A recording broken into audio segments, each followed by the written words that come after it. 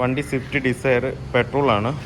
ഇത് customer complaint ആയിട്ട് വന്നത് മൈലേജ് ഷോർട്ടാണെന്ന് പറഞ്ഞിട്ടാണ് വന്നത്. ഏകദേശം ഇതിന് 11 കിലോമീറ്റർ മൈലേജ് ഇതിനകത്തുള്ളൂ എന്നാണ് പറയുന്നത്. ഏകദേശം ഇതിനൊരു 16-18 ആ റേഞ്ചിലൊക്കെ വരണം.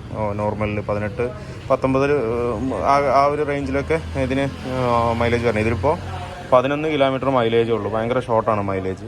അപ്പോൾ നമ്മളിതിൻ്റെ സ്പാർക്ക് പ്ലഗ് നോക്കി. സ്പാർക്ക് പ്ലഗ് വലിയ കുഴപ്പമില്ല. നമുക്ക് നല്ല ചേഞ്ച് ചെയ്ത് വിടാം. അതിനകത്ത് പ്ലഗും അതുപോലെ ഫ്യൂൽ ഫിൽറ്ററും ചേഞ്ച് ചെയ്ത് വിടാം. പിന്നെ അതുപോലെ ത്രോട്ടിൽ ബോഡി ഒന്ന് അഴിച്ച് ക്ലീൻ ചെയ്യണം. ഇതിനകത്ത് അത്യാവശ്യം കുറച്ച് ഡസ്റ്റ് ഉണ്ട് ഇതിനകത്ത്. അപ്പോൾ അതൊന്ന് നമുക്കൊന്ന് അഴിച്ച് ക്ലീൻ ചെയ്യാം. അതുകൂടാതെ ഇതിന് മെയിൻ കംപ്ലയിൻ്റ് എന്ന് പറഞ്ഞു കഴിഞ്ഞാൽ ക്ലച്ച് റൈസ് ആകുന്നതാണ് കംപ്ലയിൻറ്റ്. പക്ഷേ കസ്റ്റമർക്ക് അത് അറിഞ്ഞിട്ടില്ല. ക്ലച്ച് റൈസ് ആകുന്നതോ ഇനിയിപ്പോൾ പുള്ളിങ് ഇല്ലാത്തതെന്നോ അവർക്ക് കറക്റ്റായിട്ട് അറിഞ്ഞില്ല. നമ്മൾ വണ്ടി വന്നതെന്ന് തന്നെ ഓടിച്ച് നോക്കിയപ്പോൾ ക്ലച്ച് ഭയങ്കരമായിട്ട് റൈസ് ആകുന്നുണ്ട്. എന്ന് വെച്ച് കഴിഞ്ഞാൽ ആ വണ്ടിക്ക് കിട്ടുന്ന ഒരു പുള്ളിങ്, പെട്രോൾ വണ്ടിക്ക് കിട്ടുന്ന ഒരു പുള്ളിങ് ഇതിനകത്തില്ല. എന്ന് വെച്ചാൽ നല്ലോണം റൈസ് ആകുന്നുണ്ട്. അപ്പോൾ ഞാൻ ഓടിച്ച് തന്നെ ഞാൻ ഇൻഫോം ചെയ്തിട്ടുണ്ടായിരുന്നു കസ്റ്റമറുടെ അടുത്ത്. അതുപോലെ തന്നെ ക്ലച്ച് ഭയങ്കര ഹാർഡാണ്, നല്ല ടൈറ്റായിട്ടാണ് ഇരിക്കുന്നത് ക്ലച്ച്. അപ്പോൾ അതുപോലെ ക്ലച്ച് നല്ല ടൈറ്റാണ്. അപ്പോൾ ഇതിൻ്റെ മെയിൻ പ്രശ്നം എന്ന് പറഞ്ഞു കഴിഞ്ഞാൽ ക്ലച്ചിൻ്റെയാണ് ഫോൾട്ട്, അല്ലാതെ സ്പാർക്ക് പ്ലഗോ ഫ്യൂൽ ഫിൽറ്ററിൻ്റെയോ അല്ല മെയിൻ ഫോൾട്ട്. നമുക്കത് മാറ്റിവിടുന്നത് നല്ല തന്നെയാണ്. നമ്മൾ 20,000 കിലോമീറ്റർ 20-30,000 കിലോമീറ്ററിലൊക്കെ പ്ലഗ് നമ്മൾ ചേഞ്ച് ചെയ്യുന്നത് നല്ല തന്നെയാണ്. ചേഞ്ച് ചെയ്യുകയും വേണം. അതിലെന്താ വെച്ചാൽ കൂടുതൽ വോൾട്ട് അതിനകത്ത് വരുന്നതുകൊണ്ട് പെട്ടെന്ന് തന്നെ ഷോർട്ട് ആകാൻ സാധ്യതയുണ്ട്. അപ്പോൾ നമ്മളത് 4 പ്ലഗും ഫ്യൂൽ ഫിൽറ്ററും മാറുന്നുണ്ട്. അതിൻ്റെ കൂടെ തന്നെ ക്ലച്ച് കൂടെ ഓവറോൾ ചെയ്യണം. അപ്പോൾ ഞാൻ ഗിയർ ബോക്സ് ഞാൻ അഴിച്ചിട്ടുണ്ട്. ഗിയർ ബോക്സ് അഴിക്കാൻ ഞാൻ ഗിയർ ബോക്സ് ഇറക്കിയിട്ടിട്ടുണ്ട് ഇതിനകത്ത്. അപ്പോൾ ഞാൻ കംപ്ലയിൻറ്റ് ഞാൻ കാണിച്ചു തരാം. കണ്ടോ, ഇതാണിപ്പോൾ നമ്മൾ അഴിച്ച ക്ലച്ച് സെറ്റ് എന്ന് പറയുന്നത്. ഇത് പൂർണ്ണമായിട്ട് തേഞ്ഞ് പോയിരിക്കുകയാണ്. കണ്ടോ, ഒട്ടും തന്നെ ഇല്ല അതിനകത്ത്. അതിൻ്റെ നൂലടക്കം പുറത്ത് വരാൻ തുടങ്ങി. ഇങ്ങനെ കംപ്ലീറ്റ് 2 സൈഡും തേഞ്ഞിരിക്കുന്നത്. നമ്മൾ ചില വണ്ടികളിലൊക്കെ 1 സൈഡായിട്ട് തേഞ്ഞതായിട്ട് കാണും. ഇത് 2 സൈഡും നല്ല പൂർണ്ണമായിട്ടും പോയിട്ട് എന്ന് വെച്ച് കഴിഞ്ഞാൽ നല്ലോണം സ്ലിപ്പാകുന്നുണ്ട്. മറ്റേതാണെന്നുണ്ടെങ്കിൽ 1 സൈഡ് സ്ലിപ്പാണെന്നുണ്ടെങ്കിൽ 1 സൈഡ് ഗ്രിപ്പ് ഉണ്ടാവും. ചെറിയൊരു ഗ്രിപ്പിൽ ഇങ്ങനെ ഓടും. ഇതെന്ന് പറഞ്ഞു കഴിഞ്ഞാൽ 2 സൈഡും പൂർണ്ണമായിട്ടും പോയിരിക്കണം. അതാണ് മെയിനായിട്ടും മൈലേജ് ഷോർട്ട് ആവാനായിട്ടുള്ള കാരണം. അതുമാത്രമല്ല ക്ലച്ച് നല്ല ഹാർഡുണ്ട്. അത് ഇതിനകത്ത് അത്രത്തോളം റെസ്റ്റ് ഇതിനകത്ത് ആയിട്ടുണ്ട്. കണ്ടോ, ഇത് ഏകദേശം 2010 മോഡൽ വണ്ടിയാണ്. പക്ഷേ 2010 മോഡൽ വണ്ടിയിൽ 70,000 കിലോമീറ്റർ ഓടിയിട്ടുള്ളൂ. അപ്പോൾ ഇത് ക്ലച്ച് ചേഞ്ച് ചെയ്തിട്ടില്ല. ജെന്യൂൻ ആയിട്ട് കിടക്കുന്ന ക്ലച്ച് തന്നെയാണ് ഇതിനകത്ത് കിടക്കുന്നത്. അതാണ് ഇത്രയും റെസ്റ്റ്. എന്ന് വെച്ച് കഴിഞ്ഞാൽ 10-11 വർഷമായി ഇത് ഈ ഒരു ക്ലച്ചിൽ തന്നെ ഓടിക്കൊണ്ടിരിക്കും. 11 വർഷം നിൽക്കുക എന്ന് പറഞ്ഞാൽ തന്നെ ഭയങ്കര ബുദ്ധിമുട്ടാണ്. അപ്പോൾ ഈ മൈലേജ് ഷോർട്ടാകാൻ മെയിൻ കാരണം ഇതുതന്നെയാണ്. ക്ലച്ചിൻ്റെ കംപ്ലൈൻറ്റ് കൊണ്ട് തന്നെയാണ് മെയിനായിട്ട് മൈലേജ് ഷോർട്ടാകുന്നത്. നമ്മൾ ക്ലച്ച് കവറും ഡിസ്കും എടുത്തിട്ടുണ്ട്. MGPയുടെ സാധനം തന്നെ ഒറിജിനൽ തന്നെയാണ് ഇതിനകത്ത് എടുത്തിരിക്കുന്നത്. ഒറിജിനലാണെന്നുണ്ടെങ്കിലും ഇത് XD ആണ് ഇത് വരുന്നത്. നേരത്തെ ഉണ്ടായിരുന്നത് CK. ഇത് 3-4 കമ്പനി ബ്രാൻഡഡ് നമ്മൾ മാരുതിക്കും അതുപോലെ തന്നെ ഏതൊരു ക്ലച്ചാണെന്നുണ്ടെങ്കിലും XD, വാല്യൂ, ലൂക്ക്, അതുപോലെ CK, ഈ ഒരു 4 കമ്പനിയാണ് മെയിനായിട്ടും കൊടുത്തുകൊണ്ടിരിക്കുന്നത്. അത് ഏതാണെന്നുണ്ടെങ്കിലും ടൊയോട്ട ആണെങ്കിലും മാരുതി ആണെങ്കിലും ടാറ്റ ആണെന്നുണ്ടെങ്കിലും ഇതിൽ ഏതെങ്കിലും ഒരു ബ്രാൻഡായിരിക്കും ഈ ക്ലച്ച് സെറ്റിൻ്റെ നമ്മളെ OEയുടെ ഉള്ളിലിരിക്കുന്നത്.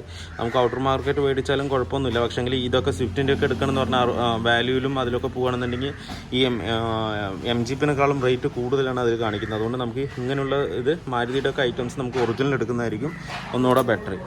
റിലീസ് ബെയറിങ് വരുന്നത് MGP തന്നെയാണ്. 595 രൂപ വരുന്നുണ്ട്. ഇത് ആൾട്ടോ അങ്ങനെയുള്ള വണ്ടികളുടെ എല്ലാം സെയിം തന്നെയാണ്.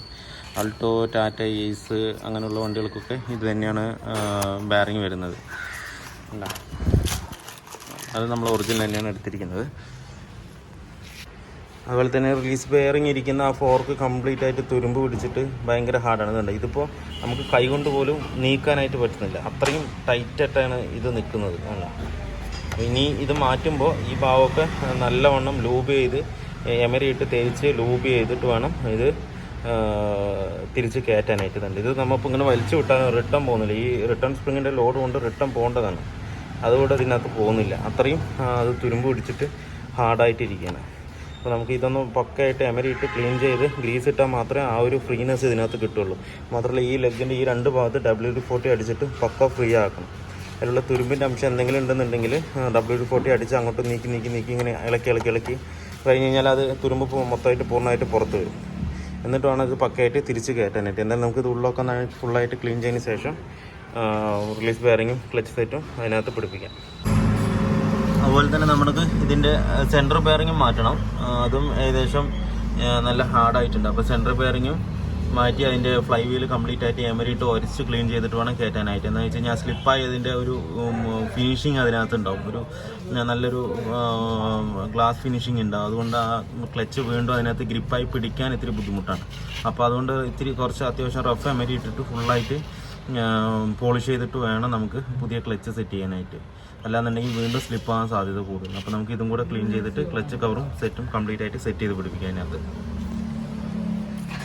നമ്മളിത് പക്കയായിട്ട് ഇപ്പോൾ റിലീസിങ് ഫോർക്ക് ലൂബ് ചെയ്തിട്ടുണ്ട്. ഇതാണ് ഇങ്ങനെ റിട്ടേൺ വരണം. നമ്മളിങ്ങോട്ട് തള്ളി വിട്ട് കഴിഞ്ഞാൽ കറക്റ്റ് റിട്ടേൺ വരണം. നേരത്തെ ആ റിട്ടേൺ വരുന്നുണ്ടായിരുന്നില്ല. അതുമാത്രമല്ല നമ്മൾ ഇവിടെ നല്ല ടൈറ്റും ഉണ്ടായിരുന്നു. അപ്പോൾ അത് നമ്മളെ പക്കയായിട്ട് 2 സൈഡും ലൂബ് ചെയ്ത് W40 അടിച്ചിട്ട് ലൂബ് ചെയ്ത് റിലീസ് ബെയറിങ്ങിൻ്റെ അവിടെയും ഗീസൊക്കെ തേച്ച് കറക്റ്റായിട്ട് സെറ്റ് ചെയ്ത് വെച്ചിട്ടുണ്ട്. എന്നിട്ട് പുതിയ റിലീസ് ബെയറിങ് അതിനകത്ത് ഇട്ടിട്ടുണ്ട്. ഇപ്പോൾ പക്കയാണ്. അതുപോലെ തന്നെ നമ്മൾ ക്ലച്ച് സെറ്റ് കംപ്ലീറ്റ് സെറ്റ് ചെയ്ത് കഴിഞ്ഞിട്ടുണ്ട്. ഇപ്പോൾ നമുക്കിതിൽ ഗിയർ ബോക്സ് ലോഡ് ചെയ്യാം. നമ്മുടെ സ്വിഫ്റ്റിൻ്റെ വർക്ക് കംപ്ലീറ്റ് ആയിട്ടുണ്ട്. ഇപ്പോൾ ക്ലച്ച് ഭയങ്കര സ്മൂത്ത് ആയിട്ടുണ്ട്. അതുപോലെ തന്നെ നല്ലപോലെ പുള്ളിങ് ഉണ്ട്. നേരത്തെ എന്ന് പറഞ്ഞു കഴിഞ്ഞാൽ ഒരു 60 കിലോമീറ്റർ 70 കിലോമീറ്റർ സ്പീഡ് എത്താൻ തന്നെ കുറേ താമസം എടുക്കും. എന്താ വെച്ചാൽ നമ്മൾ തേർഡ് ഗിയറിലൊക്കെ ഇട്ടൊന്നും ഫുള്ള് റേസ് ചെയ്താലും വണ്ടി റേസ് ആകുകയല്ലാതെ വണ്ടി നീങ്ങില്ല. പക്ഷെ അത് കസ്റ്റമർക്ക് ഇതുവരെ കംപ്ലൈൻ്റ് ആയിട്ട് തോന്നിയിട്ടില്ല. അവർ സ്ഥിരം ഓടിക്കുന്നതുകൊണ്ട് അങ്ങനെ അങ്ങ് പോവാണ്. പക്ഷെ മൈലേജ് ഷോട്ട് എന്ന് പറഞ്ഞിട്ടാണ് നമ്മുടെ അടുത്ത് വന്നത്. അപ്പോൾ നോക്കുമ്പോൾ വേറുള്ള പ്രത്യേകിച്ച് പ്ലഗിൻ്റെയോ കാര്യങ്ങളോ ഒന്നും കംപ്ലൈൻറ്റ് കാണാനുമില്ല. എന്നിട്ട് നമ്മൾ പ്ലഗ് ചുമ്മാ അഴിച്ചൊന്ന് ക്ലീൻ ചെയ്ത് ടിപ്പൊന്ന് ക്ലീൻ ചെയ്തിട്ട് മാത്രമേ ഉള്ളൂ, മാറിയിട്ടില്ല അതിനകത്ത്. വേറെ ഒന്നും ചെയ്തില്ല. ക്ലച്ചാണ് ഇപ്പോൾ മെയിനായിട്ട് ചെയ്തിരിക്കുന്നത്. ഇപ്പോൾ ക്ലച്ച് ഭയങ്കര സ്മൂത്തായി ആ റേസിംഗ് നിന്നിട്ടുണ്ട്. ഇപ്പോൾ അത്യാവശ്യം നല്ല പുള്ളിങ് ഉണ്ട്. ഇനിയിപ്പോൾ എന്തായാലും ആ മൈലേജ് അവർക്ക് ഭയങ്കര ഡിഫറൻസ് എന്തായാലും തീർച്ചയായിട്ടും അറിയാൻ പറ്റും. ഏകദേശം നേരത്തെ എന്ന് പറഞ്ഞാൽ 11 കിലോമീറ്റർ 10 കിലോമീറ്റർ എന്ന് പറഞ്ഞിട്ടാണ് കിട്ടിക്കൊണ്ടിരുന്നത്. ഇപ്പോൾ ഏകദേശം ഒരു 16 കിലോമീറ്റർ 16 to 18 കിലോമീറ്റർ എന്തായാലും മൈലേജ് കിട്ടും. എന്താ വെച്ചാൽ ക്ലച്ച് ഞാൻ കാണിച്ചെന്നില്ല, അത്രയും പോക്കായിരുന്നു അതിനകത്ത്, കംപ്ലീറ്റും പോയതായിരുന്നു. അതുകൊണ്ടാണ് അത്രയും റേസ് ആയത്. ഞാനിപ്പോൾ ക്ലച്ച് നേരത്തെ നല്ല പെഡൽ നല്ല ഹാർഡായിരുന്നു. ഞാൻ കാണിച്ചു തരാം എങ്ങനെയുണ്ടെന്ന്. ഇതുണ്ടോ ക്ലച്ച് ഇപ്പം നമുക്ക് കൈ കൊണ്ട് ചുമ്മാ പ്രസ് ചെയ്താൽ മതി, അത്രയും ഫ്രീ ആയിട്ടാണ് ക്ലച്ച് പോകുന്നത്. നമ്മൾ ആക്സിലേഷനിൽ കൊടുക്കുന്ന അതേ ഒരു സ്ട്രെയിൻ മാത്രം മതി ക്ലച്ചിൽ, അത്രയും ഫ്രീ ആയിട്ടാണ് ഇപ്പോൾ വർക്കാവുന്നത്. നമ്മളിപ്പോൾ ഇതിൻ്റെ ക്ലച്ച് കേബിൾ മാറിയിട്ടില്ല, കേബിള് കുഴപ്പമില്ലായിരുന്നു. അപ്പോൾ അത് തന്നെയാണ് കേബിൾ കയറ്റിയിരിക്കുന്നത്, വേറെ മാറ്റിയിട്ടില്ല. നമ്മൾ മെയിനായിട്ട് അതിൻ്റെ ക്ലച്ചിൻ്റെ ഞാൻ കാണിച്ചു ഫോർക്കിലാണ് മെയിനായിട്ടും നമ്മൾ ഈ പെഡൽ ചവിട്ടുമ്പോൾ റിലീസ് ബെയറിങ്ങും ക്ലച്ച് ഫോർക്കാണ്. അവിടെ ടൈറ്റ് വന്നു കഴിഞ്ഞ് കഴിഞ്ഞാലാണ് കൂടുതൽ നമുക്ക് പെഡലിൽ ടൈറ്റ് വരുന്നത്. അത് ക്ലച്ച് കേബിൾ പോയിട്ടുണ്ടെങ്കിലും വരാകില്ല. പക്ഷേ ഈ ഒരു ഇതിൽ കംപ്ലൈൻ്റ് എന്ന് പറഞ്ഞു കഴിഞ്ഞാൽ ക്ലച്ചിൻ്റെ റിലീസിങ് ഫോർക്കിലായിരുന്നു കംപ്ലൈൻറ്റ്. അപ്പോൾ അത് നമ്മൾ പക്കയായിട്ട് ലൂബ് ചെയ്ത് ഗ്രീസ് ചെയ്ത് കയറ്റിയപ്പം ആ ഭാഗം പക്ക ഫിനിഷായി. ഇനിയിപ്പോൾ നമുക്കൊന്ന് ഡ്രൈവ് ചെയ്ത് നോക്കാം. ഞാൻ ഡ്രൈവ് ചെയ്താണ്, കുഴപ്പമൊന്നുമില്ല, പക്ക പുള്ളിങ് ഉണ്ട്, നല്ല സ്മൂത്ത് ആയിട്ടും ഉണ്ട് ക്ലച്ച്. ഇനിയിപ്പോൾ ഇതുണ്ടോ, നമുക്ക് പെട്ടെന്ന് മനസ്സിലാക്കാൻ പറ്റുന്നത് ഈ തേർഡ് ഗിയറിലൊക്കെ നമ്മൾ ശരിക്കും റേസ് ചെയ്ത് പിടിച്ചു കഴിഞ്ഞാൽ 80 മേലെയൊക്കെ കയറണം വണ്ടി. ഞാൻ ഇപ്പോൾ തേർഡ് ഗിയറിലാണ് ഇട്ടിരിക്കുന്നത്. വേണ്ട 80 മേലെ പോകണം. നമ്മൾ ക്ലച്ച് കംപ്ലൈന്റ് ഉണ്ട് എന്ന് പറഞ്ഞു കഴിഞ്ഞാൽ ഈ തേർഡ് ഗിയറിലൊന്നും 80 എത്തില്ല, 50 to 60 അതിന്റെ മേലെ വണ്ടി പോവില്ല. ക്ലച്ച് കംപ്ലൈന്റ് റേസ് ആകുകയാണെന്നുണ്ടെങ്കിൽ അപ്പൊ തന്നെ വണ്ടി ഭയങ്കരമായിട്ട് റേസ് ആവും, വണ്ടി മൂവ് ചെയ്ത് സ്ലിപ്പ് ചെയ്തോട്ടെ. ഇതെന്ന് പറഞ്ഞു കഴിഞ്ഞാൽ നമുക്ക് തേർഡ് ഗിയറിൽ തന്നെ ഒരു 100 മുട്ടിക്കാൻ പറ്റും. അപ്പോൾ അത്രയും ഗ്രിപ്പായിട്ടാണ് ഓടുന്നത്. എന്ന് വെച്ചാൽ ഒരു പൊട്ട് പോലും ക്ലച്ച് അവിടെ സ്ലിപ്പാകുന്നില്ല. അപ്പോൾ എൻജിൻ കൊടുക്കുന്ന അതേ ടോർക്ക് നമുക്ക് ഗിയർ ബോക്സിനകത്ത് കിട്ടും. ആ കിട്ടുന്ന സമയത്ത് പക്കയായിട്ട് നമുക്ക് മൂവ് ആവും. ഇതിപ്പോൾ ഞാൻ തേർഡ് ഗിയർ തന്നെ ഇട്ടിരിക്കുകയാണ് വീണ്ടും. ഇതേണ്ട എൻജിൻ എത്രത്തോളം സ്പീഡാകുന്നു അത്രത്തോളം സ്പീഡിൽ പോകുന്നത്, അതിന് കയറിക്കൊണ്ടിരിക്കുക. 100 കിലോമീറ്ററിന് മേലെയാണ് നമുക്ക് തേർഡ് ഗിയറിൽ പോകാൻ പറ്റുക. ഇങ്ങനെയാണ് നമുക്ക് സിമ്പിളായിട്ട് ഡ്രൈവ് ചെയ്യുമ്പോൾ എല്ലാവർക്കും ചെയ്യാൻ പറ്റുന്ന രീതിയിൽ നമുക്ക് ക്ലച്ചിൻ്റെ കണ്ടീഷൻ എങ്ങനെയുണ്ടെന്ന് നോക്കാൻ പറ്റുക. ഇതുപോലെ തേർഡ് ഗിയറിൽ ഇട്ടിട്ട് ഒന്ന് റൈസ് ചെയ്ത് എടുത്തു കഴിഞ്ഞാൽ കറക്റ്റായിട്ട് അറിയാൻ പറ്റും. തേർഡ് ഗിയറിലൊക്കെ ഏകദേശം നമ്മൾ നല്ല ഹൈവേക്കാണ്, നല്ല സ്ട്രൈറ്റ് റോഡൊക്കെയാണെന്നുണ്ടെങ്കിൽ തേർഡ് ഗിയറിൽ തന്നെ അമർത്തിയ ഏകദേശം ഒരു 100 കിലോമീറ്റർ സ്പീഡിലൊക്കെ പോകണം, നല്ല ക്ലച്ചാണെന്നുണ്ടെങ്കിൽ. അതല്ല ക്ലച്ച് ഇത്തിരി മോശമാണെന്നുണ്ടെങ്കിൽ ഒരു 50-60 ആ റേഞ്ചിലേ പോവുള്ളൂ. അതിൻ്റെ മീതെ വണ്ടി നീങ്ങില്ല എന്ന് പറഞ്ഞു കഴിഞ്ഞാൽ എൻജിൻ റൈസ് ആവും, നമുക്ക് വണ്ടി വലിച്ചിട്ട് പോവില്ല. അപ്പോഴത്തേക്ക് അവിടെ ക്ലച്ചിൻ്റെ ഇടയിൽ സ്ലിപ്പായിക്കൊണ്ടിരിക്കും.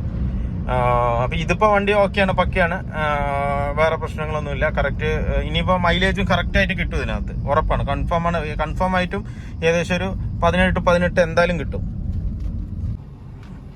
മൈലേജ് ഷോർട്ടായി ഇത് മാത്രമല്ല കേട്ടോ. കാരണം ഇനി നമുക്ക് ടൈമിങ് വ്യത്യാസം വന്നാൽ മൈലേജ് ഷോർട്ടാവും. പിന്നെ അതുപോലെ പ്ലഗിൽ എന്തെങ്കിലും പ്രശ്നം ഉണ്ടെങ്കിലും മൈലേജ് ഷോർട്ടാവും. ഫിൽറ്ററിൽ എന്തെങ്കിലും ബുദ്ധിമുട്ടുണ്ടെങ്കിൽ ഒരു എയർ ഫിൽറ്റർ, അതുപോലെ ത്രോട്ടിൽ ബോഡി, ഇങ്ങനെ ത്രോട്ടിൽ ബോഡിയിൽ ഐഡിൽ സെൻസർ, അങ്ങനെ എന്ത് കംപ്ലൈൻറ്റ് ഉണ്ടെങ്കിലും മൈലേജിനെ ബാധിക്കും. എഞ്ചിൻപരമായിട്ടുള്ള ഏതൊരു പാർട്ടിനും കംപ്ലൈൻറ്റ് ഉണ്ടെങ്കിലും മൈലേജിനെ ബാധിക്കും. പക്ഷേ നമ്മുടെ സ്വിഫ്റ്റിന് കംപ്ലൈൻറ്റ് ക്ലച്ച് ആയിരുന്നു. അപ്പോൾ ഇന്നത്തെ വീഡിയോ കംപ്ലീറ്റ് ആയിട്ടുണ്ട്. അപ്പോൾ വീഡിയോ എല്ലാവർക്കും ഇഷ്ടമായെന്ന് ലൈക്ക് ചെയ്യുക, ഷെയർ ചെയ്യുക, അതുപോലെ തന്നെ സബ്സ്ക്രൈബ് ചെയ്യാതെയാണ് വീഡിയോ കാണുന്നതെങ്കിൽ ഒന്ന് സബ്സ്ക്രൈബ് ചെയ്ത് സപ്പോർട്ട് ചെയ്യുക. അപ്പോൾ മറ്റൊരു വീഡിയോയിലേക്ക് കാണുന്നവരെ എല്ലാവർക്കും ബൈ.